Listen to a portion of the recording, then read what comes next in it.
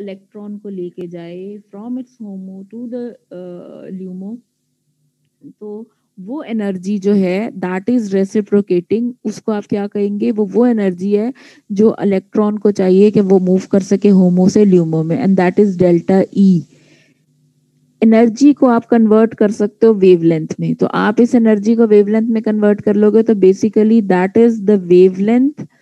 इसको जो उस रेडिएशन की वेवलेंथ या उस रेडिएशन की एनर्जी, क्योंकि जिसकी वेवलेंथ है उसकी उसी को रेसिप्रोकेटिंग एनर्जी होगी, तो वो एनर्जी जो रिक्वायर्ड है होमो से ल्यूमो की वो डिफरेंट होगी हर एक में, और उस एनर्जी को हम नोट करेंगे and that is named as lambda max, यानी वो वेवलेंथ रेडिएशन की जो रिक्वायर्ड है कि वो सैंपल के इलेक्ट्रॉन को मूव कर सके होमो से ल्यूमो में लेके जाने के लिए, उसको कहते हैं लैम्डा मैक्स या वेवलेंथ एट मैक्सिमम एब्जॉर्बेंस।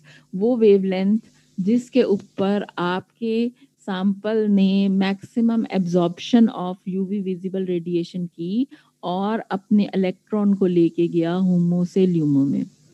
सो आप जो है इंस्ट्रूमेंट के जरिए क्या फाइंड आउट करते हो, लैम्डा मैक्स। अब आपके पास जो इंस्ट्रूमेंट है उसमें आपने क्या करना है कि उसके अंदर ऑप्शंस होती हैं और आपने वन बाय वन एक एक वेवलेंथ प्रोवाइड करनी है।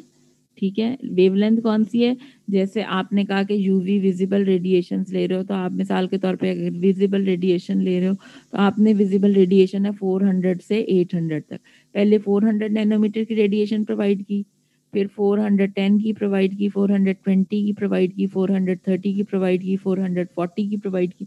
इस तरह आपने उसको डिफरेंट रेडिएशंस देते जाना है, बटन्स को प्रेस करना है और अपनी जो भी आपकी रेडिएशन आप देना चाहते हैं उसको वो प्रोवाइड करेंगे।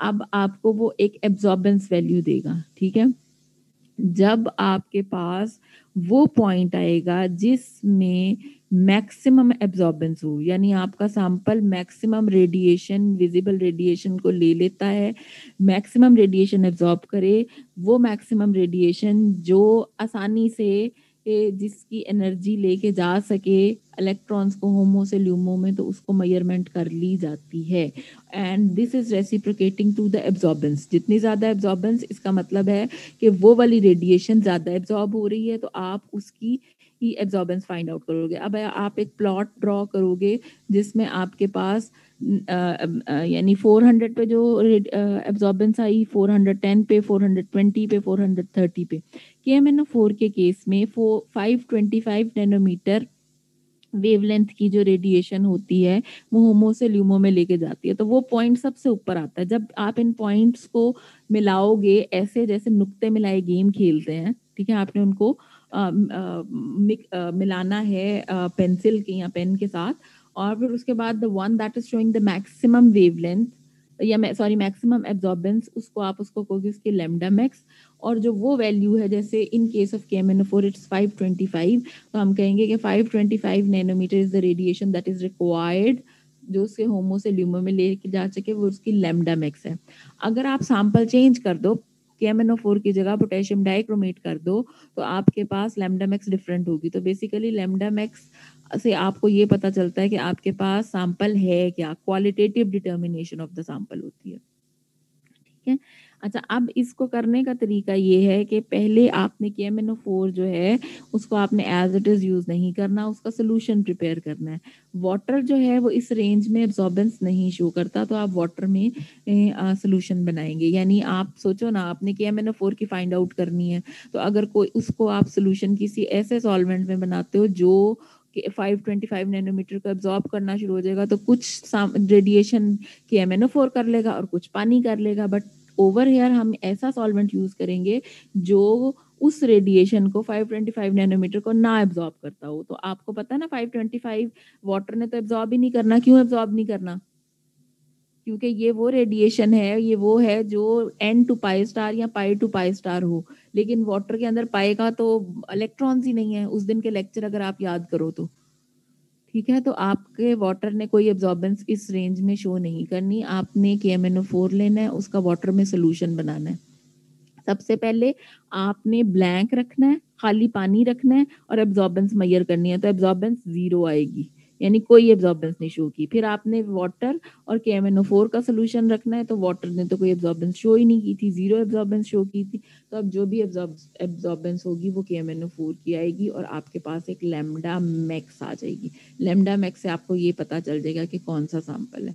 अगर लैम्डा मैक्स चेंज होगी, जैसे हर सैंपल की चेंज होती है, तो आप लैम्डा मैक्स फाइंड आउट करोगे, फिर आप लिटरेचर में देखोगे कि ये लैम्डा मैक्स किसकी होती है, तो आपको पता चल जाएगा कि ये वाला सैंपल है। So this is how you can qualitatively determine the sample.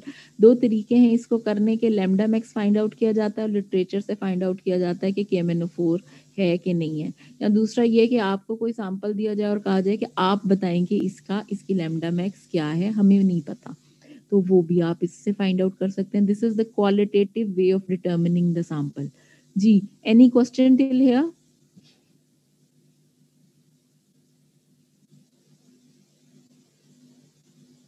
Abira, आपको समझ आई है? Yes ma'am. ठीक है, बुशरा? Yes ma'am. ठीक है, मैमूना? जी मैम, आ गई है समझ।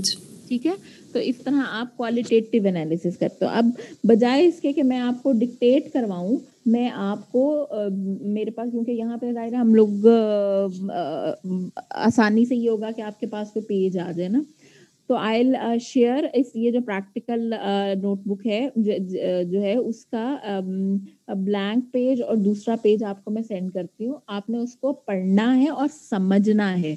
जब तक आपने परफॉर्म नहीं करने स्पेक्ट्रो के एक्सपेरिमेंट्स, आपने उसको लिखना नहीं है, लेकिन आप उसको समझ लो। और if you have any questions related to it, you are most welcome to ask the questions. ठीक है, समझ आ जाएगी, आप आओगे, उसको परफॉर्म करोगे, then you are suppose to make the practical notebook. This is with reference to the experiments जो आपने KMnO4 सॉरी स्पेक्ट्रो के करने हैं। Clear? Yes ma'am.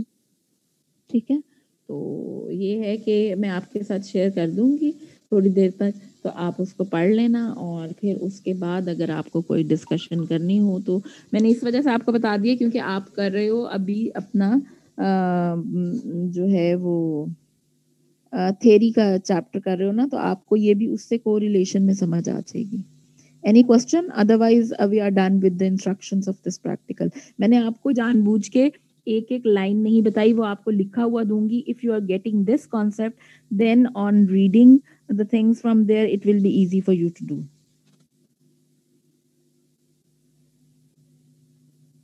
Clear?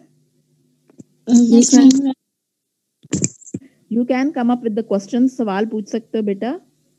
Ma'am, आपने वो बताया था स्पेक्ट्रोफोटोमीटर की 3 बेसिक थिंग्स रिक्वायर्ड होती हैं, सोर्स, सैंपल होल्डर, थर्ड वाली क्या थी? डिटेक्टर, जो बताएगा कि एब्जॉर्बेंस होती क्या है। अभी क्योंकि मैंने आपको थ्योरी में ये नहीं बताया कि डिटेक्टर मैयर क्या चीज करता है ना, उसने डिटेक्ट तो करनी है, एब्जॉर्बेंस मैयर करनी है, लेकिन वो कैसे करता है तो ये आपको अभी नहीं पढ़ाया। लेकिन 3 चीजें होती हैं, जैसे मैंने आपको नेचुरली बताया था कि अल्लाह ताला ने जो है वो पूरी यूनिवर्स को क्रिएट जब किया था, तो जो है sun is the ultimate source of energy. For instance if you would say कि सन से इलेक्ट्रोमैग्नेटिक रेडिएशन आती है, तो दैट्स द सोर्स। ठीक है, जो है वो पौधे जो एक्सेल जो वो उसमें फोटोसिंथेसिस शो करते हैं, वो आपका सैंपल है, और आपकी आंखें उसको डिटेक्ट कर रही हैं इस प्रोसेस को ना, तो your eye is the detector. तो हम लोगों को इंस्ट्रूमेंट के अंदर we do need a detector जो उस चेंज को डिटेक्ट करे जो आपके सैंपल में आया है। Clear? So detector would be the one that is going to detect the change, लेकिन डिटेक्टर प्रोसेस में हेल्प नहीं करता, चेंज को डिटेक्ट करने में हेल्प करता है। Clear? Yes ma'am, thank you ma'am. Any other question to ask? Ma'am, जी, ये पोटेशियम डाइक्रोमेट के केस में लैम्डा मैक्सिमम क्या होगी? 525 नैनोमीटर। वो तो KMnO4 की नहीं? अच्छा सॉरी, पोटेशियम डाइक्रोमेट की ये तकरीबन आती है बेटा 300 समथिंग में, 360 55 के करीब आ जाती है। ठीक है मैम। और कोई question? If no more questions, then I am going to stop myself here. इस मीटिंग को एंड करते हैं और मैं आपको जो है वो कुछ डॉक्यूमेंट भिजवाती हूँ, उनको पढ़ लो, ठीक है? Then it will be easy for you. जी? वाटर की एब्जॉर्बेंस 0 की होती है, उसकी लैम्डा मैक्सिमम 0 हमेशा ही आएगी डिस्टिल वाटर के केस में। नहीं, वाटर डिस्टिल वाटर हो या दूसरा वाटर, उसको 0 शो करनी चाहिए। क्यों शो करनी चाहिए? आप मेरे पिछले लेक्चर में थे जब मैंने ये फेस टू फेस जब क्लास हुई थी तो लेक्चर डिलीवर किया था? नो मैम, थ्योरी की क्लास नहीं हुई थी, ली थी शायद, उससे हाँ, नहीं तो थी। इसी वजह से आपको इसका जवाब नहीं आता। जी, आप में से कोई और जो इस सवाल का जवाब देना चाहे? कौन से सैंपल जो हैं वो एब्जॉर्बेंस नहीं शो करते इस रेंज में 400 से 800 के दरमियान? मैंने वैसे इसका आंसर अभी दिया भी था। जिनमें पाई इलेक्ट्रॉन्स नहीं होंगे वो नहीं एब्जॉर्बेंस शो करेंगे। और क्यों नहीं शो करेंगे, आप पिछला लेक्चर किसी से डिस्कस करो। Clear? Yes ma'am. Okay ma'am. ठीक है, और बल्कि मैंने सवाल करना है अब आपसे नेक्स्ट टाइम। अगर आप कोई लेक्चर मिस करते हो तो you are suppose to discuss it with your friends and come up with the questions then. लेकिन उसको एक दफा जहां जिसने भी पढ़ा हुआ है उसको डिस्कस जरूर करो and try to attend all the lectures. इसमें कोई ना कोई बात ऐसी जरूर होती है जो आपको बताई जाती है जो आपको पहले पता नहीं होती। अगर आपको नहीं आप लेक्चर मिस करते हो तो मैंने आपको बुक भी सजेस्ट की हुई है, that is analytical chemistry by G D Christian. आपको उसके स्नैपशॉट्स और जो है वो सॉफ्ट कॉपी जो है वो शेयर की हुई है। Kindly go through it and then जो है वो अगर फिर भी समझ नहीं आती तो you are most welcome any time to ask the related questions. Clear? Yes ma'am. Yes, ma'am. Okay, so it's Allah Hafiz for now if no more questions are there. और तो Yes, कोई ma'am. सवाल नहीं है? ठीक है, अच्छा। Ma'am. And don't hesitate to ask questions. And if I don't Yes. reply, तो you may ask once again. मतलब यानी कि अगर मैं को भूल जाऊं और आपकी ग्रुप पे आंसर नहीं दे रही तो आप दोबारा पूछ सकते हो। Okay, ma'am. Okay, Allah Hafiz. So I'll share the notes of practical with you. उसको आपने लिखना नहीं है, मैं बार बार कह रही हूँ। No need to write anything on the practical notebook related to spectroscopic experiments. सिर्फ आपने उसको समझना है। स्पेक्ट्रोस्कोपी से रिलेटेड मैं प्रैक्टिकल की बात कर रही हूँ, बाकी किसी और की नहीं कर रही, कोई और प्रैक्टिकल्स के बारे में नहीं कर रही। ठीक है? Yes, ma'am. Okay, Allah Hafiz. I'm going to Allah Hafiz. end the meeting at this stage. Allah Hafiz. Allah Hafiz.